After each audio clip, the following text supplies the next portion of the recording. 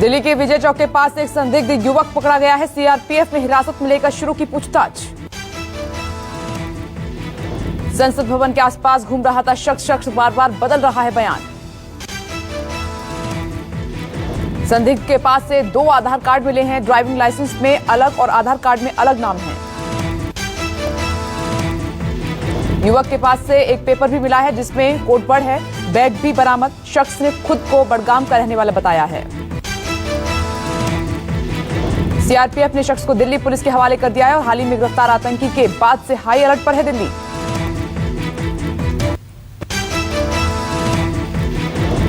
अभिनेता सुशांत सिंह केस में नया मोड़ आया सामने। मामले में अब ड्रग्स कनेक्शन भी आया सामने। रिया चक्रवर्ती का एक व्हाट्सएप चैट सामने आया है। चैट से ड्रग्स की साजिश होने का आरोप है। चैट के जरिए आरोप लग रहे हैं कि रिया ड्रग्स डीलर के संपर्क में थी। चैट में किसी जया साहा से बात की जा रही है। चैट में जया कह रही है कि चाय, कॉफी या पानी में 4 बूंद डाल दो और फिर उसे पीने दो। बताया जा रहा है कि ये रिट्रीव चैट्स है जिन्हें रिया ने पहले डिलीट कर दिया था। ईडी ने जया साहा को भेजा समन। रिया के ड्रग्स चैट में सामने आने के बाद भेजा गया समन।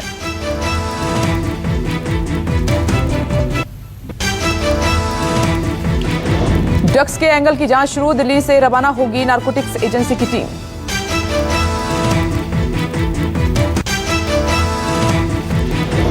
सुशांत सिंह की गर्लफ्रेंड रिया चक्रवर्ती के वकील ने दावा किया है कि अभिनेत्री ने कभी ड्रग्स का सेवन नहीं किया है और किसी भी तरह के टेस्ट के लिए तैयार हैं।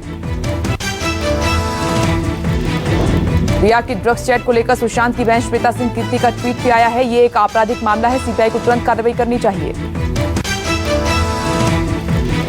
सुशांत सिंह राजपूत केस में सीबीआई जांच का आज 6वां दिन है। सीबीआई अब तक कई पहलुओं पर इस केस में जांच में जुटी हुई है।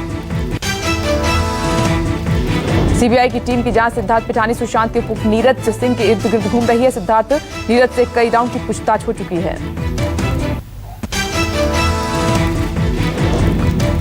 सीबीआई ने मुंबई पुलिस के 2 अधिकारियों को पूछताछ के लिए बुलाया है जिन्होंने सुशांत मामले की प्रारंभिक जांच की थी।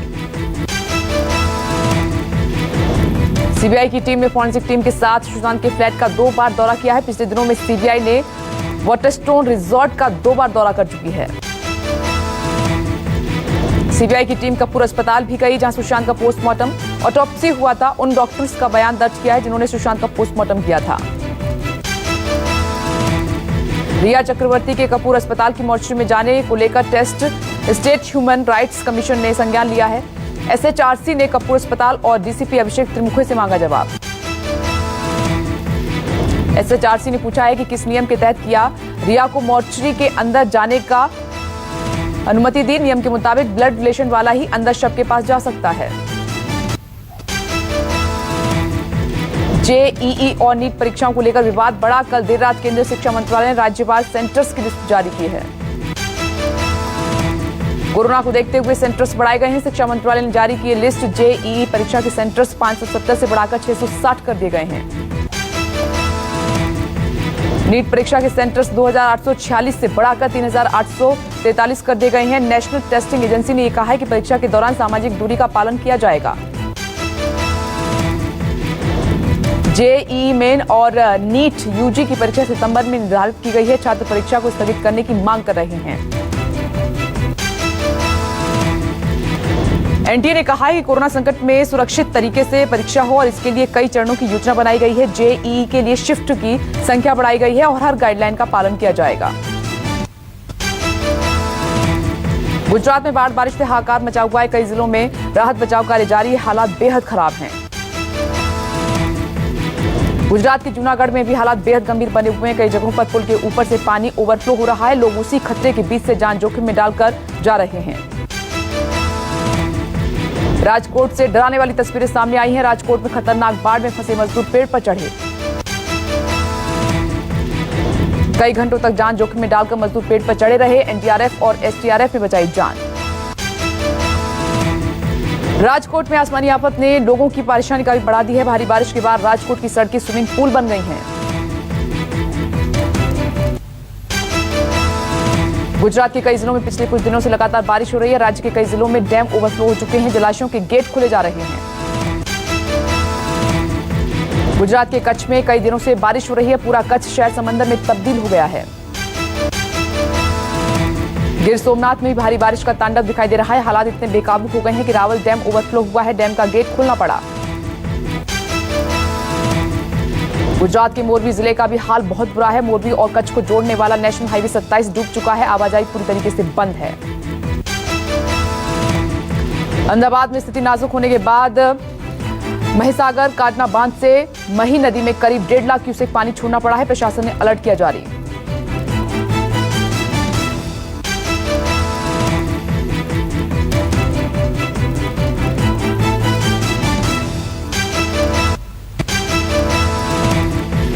गुजरात में बारिश के कहर के बीच एक अच्छा वीडियो सामने आया है। पीएम ने मोढेरा के सूर्य मंदिर का वीडियो ट्वीट किया है। सूर्य मंदिर का वीडियो ट्वीट करते हुए बोले पीएम, कहा कि बारिश में मनोरम दृश्य सूर्य मंदिर बारिश के दिन में शानदार दिखाई दे रहा है। दिल्ली में भारी बारिश की चेतावनी, मौसम विभाग ने जारी किया 4 दिन का अलर्ट। दिल्ली में यमुना का जलस्तर खतरे के निशान के पास पहुंचा। मौसम विभाग की चेतावनी के मुताबिक दिल्ली एनसीआर में कई जगह भारी बारिश सड़कों को दरिया बना सकती हैं। हरियाणा के हथनीकुंड बैराज से यमुना नदी में 5000 से ज्यादा क्यूसेक पानी छोड़ा गया, जिसके बाद यमुना के जलस्तर में तेजी से वृद्धि हुई है।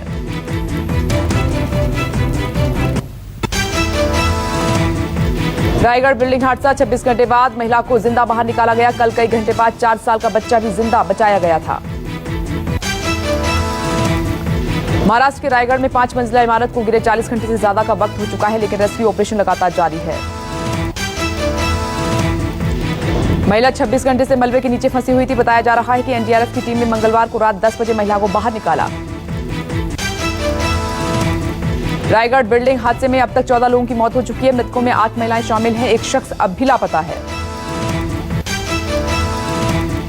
रायगढ़ के महान इलाके में सोमवार को तालाब के किनारे बनी तारिक नाम की 5 मंजिला इमारत गिरी और 2013 में ये इमारत बनी थी। बिल्डर समेत 5 के खिलाफ केस दर्ज हुआ है।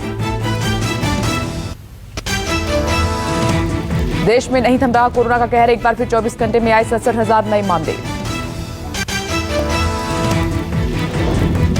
24 घंटे में 1000 से ज्यादा लोगों की मौत हो चुकी है। पिछले कुछ दिनों से हर रोज 60,000 से ज्यादा मरीज सामने आ रहे हैं।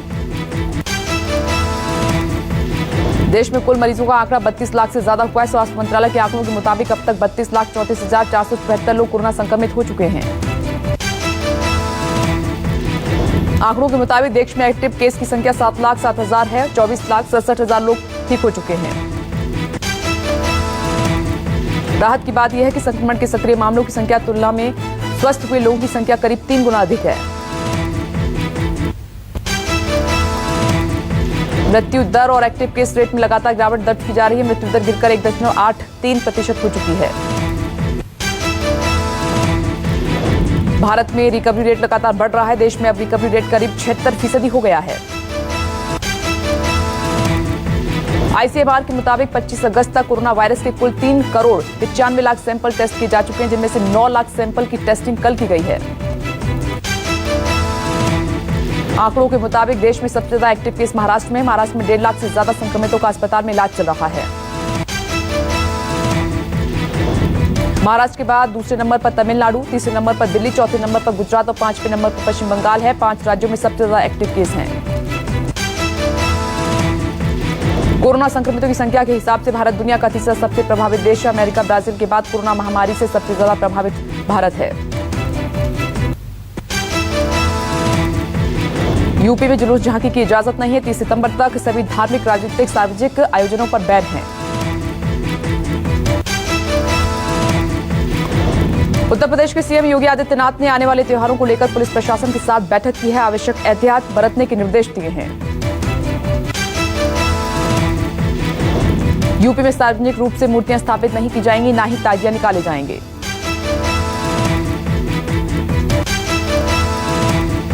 सीएम योगी ने कहा है कि अगर कोई भी नियमों का उल्लंघन करता है तो सख्त एक्शन हो।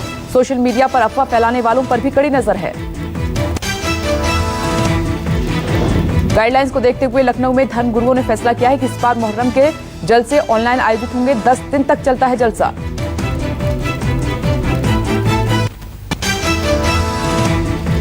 अर्थव्यवस्था पर बोले राहुल गांधी, जो महीनों से कह रहा था वो अब आरबीआई ने भी मान लिया है। अर्थव्यवस्था को लेकर कांग्रेस के पूर्व अध्यक्ष राहुल गांधी ने एक बार फिर केंद्र पर निशाना साधा। राहुल गांधी ने एक अखबार की खबर शेयर की है। आरबीआई रिपोर्ट में बताया गया है कि देश में खपत को गंभीर झटका लगा है, गरीब को ज्यादा नुकसान पहुंचा है। ऐसे में अर्थव्यवस्था की पटरी पर लौटने में काफी वक्त लगेगा। बिहार में उठापटक लगातार जारी है। रघुवंश प्रसाद के विरोधी रामा सिंह का ऐलान, 29 अगस्त को होंगे आरजेडी में शामिल। रघुवंश प्रसाद के जेडीयू में शामिल होने की अटकलों पर बोले रामा सिंह, एक व्यक्ति के पार्टी छोड़ने से कोई फर्क नहीं पड़ता।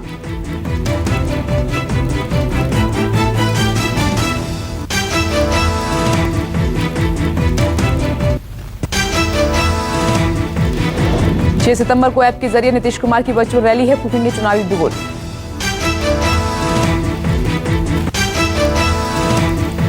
आगामी बिहार विधानसभा चुनाव को लेकर जनता दल यूनाइटेड की पहली चुनावी वर्चुअल रैली होगी। माना जा रहा है कि इस ऐप के जरिए नीतीश कुमार बिहार में 1 लाख लोगों के साथ सीधा जुड़ेंगे।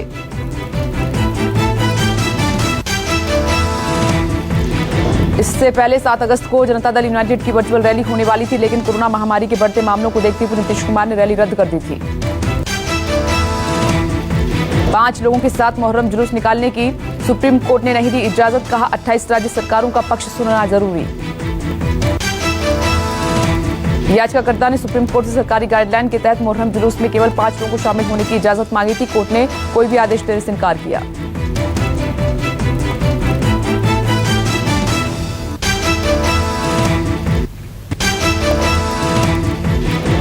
एमपी में सरकारी कॉलेज कैंपस में सिरफिरे टीचर की शर्मनाक करतूत। टीचर ने छात्रा को पत्थर लेकर सरकारी कॉलेज के कैंपस में दौड़ाया।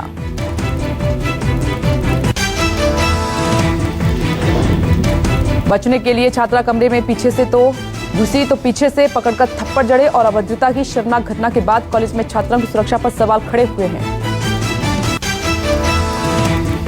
कॉलेज प्रबंधन की शिकायत पर पुलिस ने आरोपी को हिरासत में ले लिया है। कॉलेज में एडमिशन के दौरान हुई है घटना। लखनऊ में 2 रोडवेज बसों की टक्कर, ड्राइवर समेत 6 लोगों की मौत, कई जख्मी।